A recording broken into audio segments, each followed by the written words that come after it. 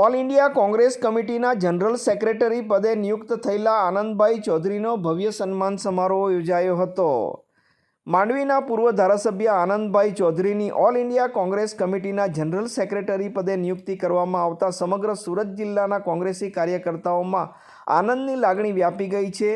સુરત જિલ્લા કોંગ્રેસ સમિતિના પ્રમુખ મનહરભાઈ પટેલના અધ્યક્ષસ્થાને માંડવી ખાતે સન્માન સમારોહનું આયોજન કરવામાં આવ્યું હતું. આ સમયે મુખ્ય મહેમાન પદે ખેડબ્રહ્માના ધારાસભ્ય ડૉક્ટર તુષારભાઈ ચૌધરી ઉપસ્થિત રહ્યા હતા અને તેમણે આનંદભાઈ ચૌધરીની નિયુક્તિને આવકારી હતી અને અભિનંદન આપ્યા હતા. આ સમયે સુરત જિલ્લા કોંગ્રેસ સમિતિના પ્રમુખ મનહરભાઈ પટેલે જણાવ્યું કે દક્ષિણ ગુજરાતમાંથી પ્રથમવાર એક આદિવાસી નેતાને ઓલ ઇન્ડિયા કોંગ્રેસ સમિતિના મહામંત્રી તરીકેનું સ્થાન મળ્યું છે, જે સમગ્ર દક્ષિણ ગુજરાત માટે ખૂબ જ ગૌરવપૂર્ણ બાબત હોવાનું તેમણે જણાવ્યું હતું અને નવનિયુક્ત આનંદભાઈ ચૌધરીને અભિનંદન આપ્યા હતા. આ સમયે તેઓનું સન્માન કરવામાં આવી રહ્યું છે. કોંગ્રેસના આગેવાનો સન્માન કરી રહ્યા છે. માંગરોળ તાલુકા કોંગ્રેસ સમિતિના આગેવાનો સન્માન કરતા નજરે પડી રહ્યા છે. સમગ્ર જિલ્લામાંથી મોટી સંખ્યામાં કોંગ્રેસના કાર્યકર્તાઓ આ સન્માન સમારોહમાં ઉમટી પડ્યા હતા અને આનંદભાઈ ચૌધરીનું ભવ્ય સન્માન કર્યું હતું. આનંદભાઈ ચૌધરીને ઓલ ઇન્ડિયા કોંગ્રેસ કમિટીના મહામંત્રી પદે નિયુક્ત કર્યા છે. સાથે મધ્યપ્રદેશના સહપ્રભારી તરીકે નિયુક્તિ આપવામાં આવી છે. આ બાબતે ડૉક્ટર તુષાર ચૌધરી પ્રતિક્રિયા આપી રહ્યા છે. લોકસભા ચૂંટણી બાદ પહેલીવાર સુરત જિલ્લાની વિસ્તૃત કારોબારીનું આયોજન આજે માંડવી ખાતે કરવામાં આવ્યું હતું. એનું મુખ્ય કારણ એ હતું કે આ વિસ્તારના પૂર્વ ધારાસભ્ય શ્રી આનંદભાઈ ચૌધરીની તાજેતરમાં જ ઓલ ઇન્ડિયા કોંગ્રેસ કમિટીમાં સેક્રેટરી તરીકે નિમણૂક કરવામાં આવી છે અને એમને મધ્યપ્રદેશ રાજ્યનો હવાલો પણ સોંપવામાં આવ્યો છે. એટલે સમગ્ર જિલ્લામાં એક ઉત્સાહ અને આનંદનું વાતાવરણ હતું અને બધાએ નક્કી કર્યું હતું કે આપણે આનંદભાઈનું સત્કાર સમારંભ યોજવો જોઈએ. એના ભાગરૂપે આજે કાર્યક્રમનું આયોજન કરવામાં આવ્યું હતું અને એઆઈસીસી દ્વારા પણ આ વખતે પહેલી વાર યુવાનોને પ્રતિનિધિત્વ આપીને જે લોકો ફિલ્ડમાં વધુ સમય આપી શકે, વધારે પ્રવાસ કરી શકે એ રીતે યુવા ટીમને એઆઈસીસીના સેક્રેટરી અને જોઈન્ટ સેક્રેટરી તરીકેની જવાબદારી સોંપવામાં આવી છે. એના કારણે સંગઠનમાં પણ મજબૂતાઈ થશે અને જ્યાં રાજ્યોમાં અત્યારે કોંગ્રેસ નબળી છે ત્યાં પણ કોંગ્રેસ ફરી તાકાત સાથે બહાર આવશે.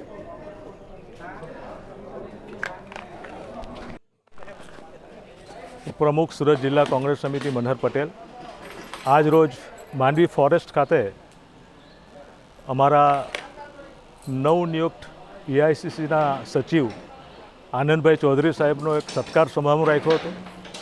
આ પ્રસંગે ભારત સરકારના પૂર્વ મંત્રીશ્રી અને ખેડબ્રહ્માના ધારાસભ્ય તુષારભાઈ ચૌધરી પણ ઉપસ્થિત હતા.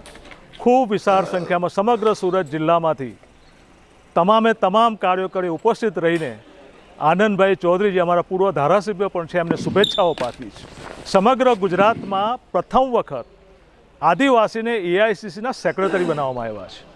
એમને એઆઈસીસીના સચિવ બનાવીને મધ્યપ્રદેશનો હવાલો સોંપવામાં આવ્યો છે. ત્યારે ગુજરાતનો અવાજ હવે એઆઈસીસીમાં ગુંજતો થવાનો છે અને જે સંસ્થાકીય બાબત છે, જે સંગઠન બાબત છે, એમાં સુરત જિલ્લાનો અને ગુજરાતનો અવાજ હવે આનંદભાઈ ચૌધરી ગુંજતો કરશે એવી તમામ અમારા જિલ્લા તાલુકા પ્રમુખશ્રીઓએ શુભેચ્છાઓ પાઠવી છે. અને હું આ તકે મીડિયાએ પણ ખૂબ સરસ નોંધ લીધી છે એનો પણ હૃદયપૂર્વક આભાર માનું છું. મારા તમામ સુરત જિલ્લા કોંગ્રેસ પરિવારનો પણ આભાર માનું છું. જય હિન્દ, જય કોંગ્રેસ. આજના કાર્યક્રમ જિલ્લા કોંગ્રેસ સમિતિ સુરત દ્વારા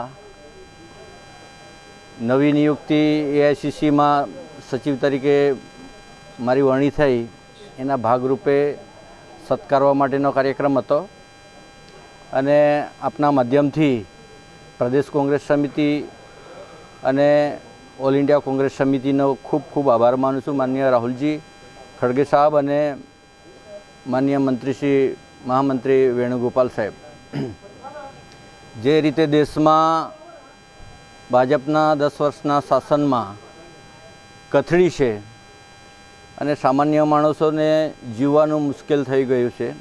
મોંઘવારી, બેરોજગારી અને હત્યાઓ, અપરાધ જે રીતે ગુનાખોરી આખા દેશમાં વધી છે, સાથે સાથે ખાસ કરીને આદિવાસીઓ મણિપુરમાં હોય, ઝારખંડમાં હોય કે ગુજરાતમાં હોય, એના પર પણ અત્યાચારો ખૂબ વધ્યા છે. અને એટલા માટે જ ઓલ ઇન્ડિયા કોંગ્રેસ સમિતિએ આ બધા સંઘર્ષોનો સામનો કરવા માટે આ નાનકડા કાર્યકર્તાને સચિવ તરીકે વરણી કરી છે. અને એનો હું ઓલ ઇન્ડિયા કોંગ્રેસ સમિતિનો આભાર માનું છું. અને મારી જવાબદારી આ બધા સંઘર્ષોમાં આમ કાર્યકર્તાઓ, આમ જનતાને સાથે લઈને સંઘર્ષ કરવા હંમેશા કટિબદ્ધ છું. અને જે પણ પરિસ્થિતિમાં નો સામનો કરવો પડે એના માટે પણ હું તૈયાર છું.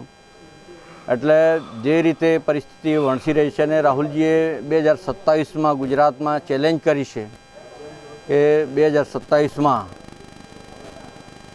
ગુજરાતમાં કોંગ્રેસનું શાસન હશે, તો એના ભાગરૂપે પણ મોટો પડકાર અમારી સામે છે. અને રાહુલજીના હાથ દિલ્હીમાં કેવી રીતે મજબૂત થાય એના માટે હંમેશા પ્રયત્નો રહેશે.